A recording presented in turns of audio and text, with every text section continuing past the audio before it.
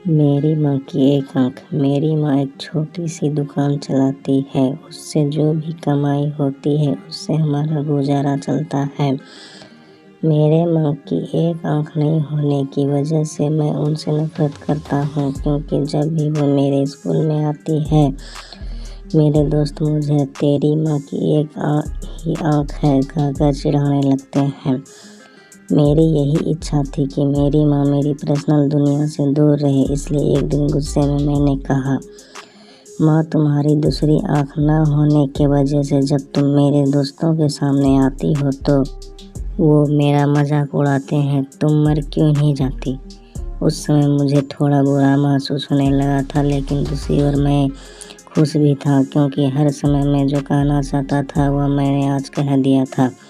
लेकिन ये सब सुनने के बाद भी मेरी माँ ने मुझे कुछ नहीं कहा, और मुझे भी नहीं लगता कि मैंने उनसे कुछ इतना बुरा और दुख देने वाली बात कह दी हो।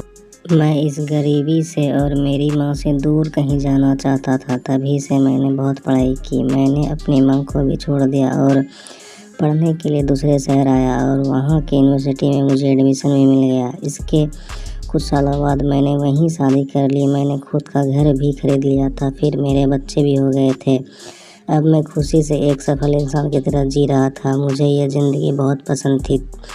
दिन ब दिन यह खुशी बढ़ती ही जा रही थी, लेकिन एक दिन अचानक मेरी माँ को मैंने अपने दरवाजे पर देखा। तब सभी पूछने लगे कि यह कौन है, तो मुझे कहना पड़ा कि यह मेरी माँ है। तब मुझे ऐसा लगा कि जैसे मेरी सारी खुशियाँ आकाश से नीचे गिर गई हो। मेरी माँ की एक आँख के डर से मेरी छोटी बेटी भाग गई थी। तभी मैंने मेरी माँ से पूछा, तुम कौन हो, मैं तुम्हें नहीं जानता। मैंने डांटते हुए कहा, तुम्हारी हिम्मत कैसे हुई मेरे घर आने की और मेरे बेटी को डराने की, चली जाओ यहाँ से। इतना सुनने के बाद मेरी माँ ने मुझे शांति से जवाब दिया, ओह मुझे माफ़ करें, शायद मैं गलत एड्रेस पर आ गई, और वह चली गई। मैंने भगवान का शुक्रिया अदा किया कि उन्होंने मुझे नहीं पहचाना। अब मैं शांत महसूस कर रहा था, और मैंने अपने आप से कहा, अब मैं अपनी पुरानी ज़िंदगी के बारे में कभी नहीं सोचना चाहता। कई दिन खुशी से बिताने के बाद एक दिन मेरे पुराने स्कूल का लेटर मेरे घर आया। मैंने अपनी पत्नी से झूठ कहा कि मैं बिजनेस ट्रिप पे जा रहा हूँ। मेरे पुराने स्कूल को चला गया। उसके बाद मैं अपने पुराने घर झोपड़ी में गया। मैंने वहाँ पाया कि मेरी माँ ठंडी फर्श पर गिरी हुई थी। ये सब देखने के बाद भी मेरी आंखों से एक आंसू तक नहीं निकला। उसके हाथों में कागज का एक टुकड़ा था, शायद वो मेरे लिए कोई पत्र ही था। उन्होंने लिखा था, मेरे बेटे मुझे लगता है कि अब मेरे जाने का समय आ चुका है और अब मैं तेरे घर नहीं आ सकती, लेकिन मैं एक बार तुम्हें देखना चाहती हूँ, तुमसे मिलना चाहती हूँ, मुझे तुम्हारी बहुत याद आती है। और जब मैंने सुना कि तुम ये अपने पुराने स्कूल में किसी काम से आ रहे हो तो मुझे काफी खुशी हुई, लेकिन मैंने निश्चय किया कि एक तो आँख होने की वजह से मैं तुम्हारे स्कूल नहीं जाऊंगी, और मैं नहीं चाहती थी कि मुझे देखकर तुम्हें घबराहट हो। तुम्हें याद होगा कि जब तुम बहुत छोटे थे तब तुम्हारा एक एक्सीडेंट हुआ था और तुमने अपनी एक आँख खो दी थी। एक माँ होने की वजह से मैं तुम्हें एक आँख में बड़ा होता नहीं देख सकती थी, तो मैंने तुम्हें अपनी एक आँख दे दी, और आज मुझे गर्व है कि मेरा बेटा इस पूरी दुनिया को देख सकता है। तुमने जो कुछ भी किया उससे मैं कभी दुखी नहीं हुई। जितनी बार तुमने गुस्सा किया मैंने अपने आप से कहा कि शायद तुम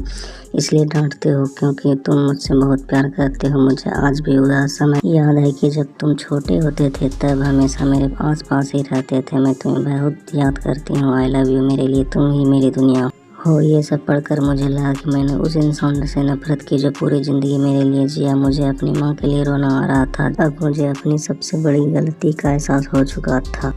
किसी इंसान के अपंगत्व के लिए कभी उससे नफरत न करें, कभी अपने माता पिता की बेइज्जती न करें। उन्होंने बलिदानों को कभी ना भूलें। उन्होंने ही हमें ज़िंदगी दी है। उन्होंने एक राजा की तरह हमें बड़ा करने की कोशिश की है। वे हमेशा हमें देते रहे हैं और बेहतर से बेहतर देने की कोशिश करते रहे हैं।